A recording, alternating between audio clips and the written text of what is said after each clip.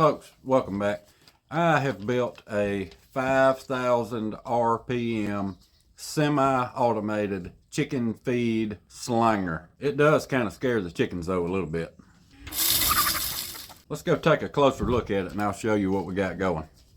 I've got it figured that I'm going to save about 5 minutes a day, roughly, give or take, by using this automated chicken feeder. It may not sound like much, but that's about 30 hours a year. That's a lot of time.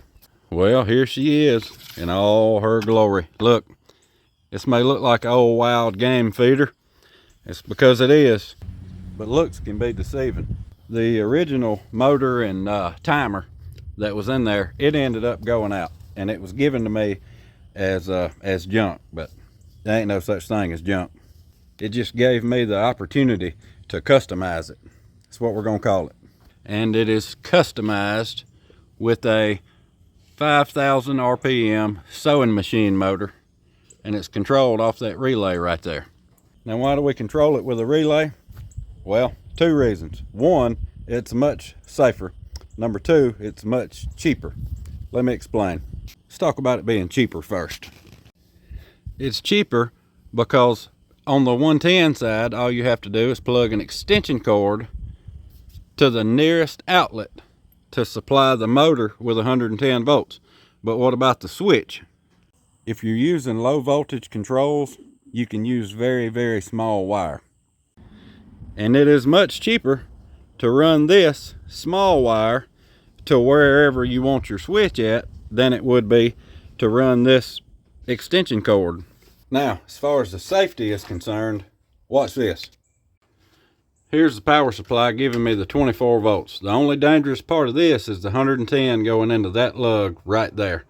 But everything from here all through the whole system is 24 volts DC. And this switch right here is what actuates the relay and turns the motor on. Now, this is live right now. See the green light? Look at this. Nothing.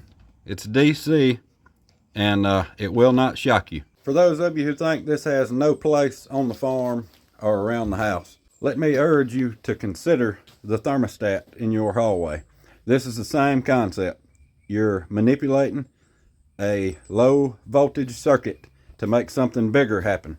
Every time you flip that tiny little switch from off to auto on your air conditioner, the same thing happens. A tiny switch makes something big happen on the other end. And that's all we're doing here. It's cheap. It's cheap and it's safe. I have no worries about my daughter coming out here pushing that button. I don't worry about that a bit. Let me show you what I'm talking about. There you have it. It's just that easy. Look, y'all leave me a comment. Tell me what you think. What have you come up with to save yourself a little time?